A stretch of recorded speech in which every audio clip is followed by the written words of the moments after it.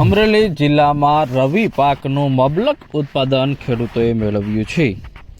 અમરેલી જિલ્લામાં દર વર્ષની જેમ આ વર્ષે પણ સોયાબીન, ઘઉં, ચણા, ધાણા તેમજ અન્ય વર્ગનું વાવેતર મોટાભાગના ખેડૂતોએ કર્યું હતું અને લાખો રૂપિયાની કમાણી અને ઉત્પાદન મેળવ્યું છે।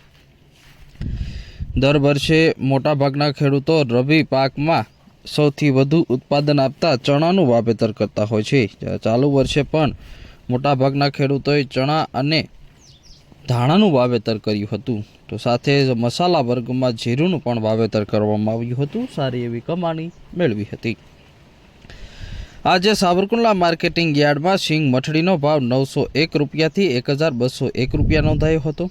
સિંગ મોટીનો ભાવ 1060 રૂપિયાથી 1225 રૂપિયા નોંધાયો હતો। સિંગ નવીની પણ આવક શરૂ થઈ ગઈ છે। સિંગ નવીનો ભાવ 1342 રૂપિયાથી 1446 રૂપિયા સુધી નોંધાયો હતો। માર્કેટિંગ યાર્ડમાં 800 મણ સિંગનો આવક નોંધાઈ હતી।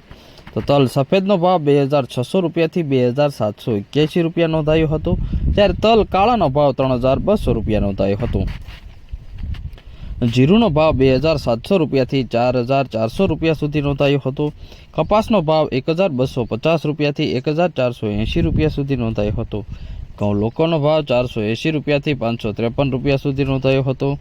ઘઉં ટુકડાનો ભાવ 490 રૂપિયાથી 556 રૂપિયા સુધી નોંધાયો હતો અને બાજરાનો ભાવ 430 રૂપિયાથી 524 રૂપિયા સુધી નોંધાયો હતો।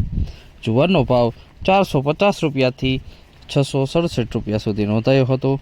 મગનો ભાવ 1600 રૂપિયાથી 1801 રૂપિયા સુધી નોંધાયો હતો।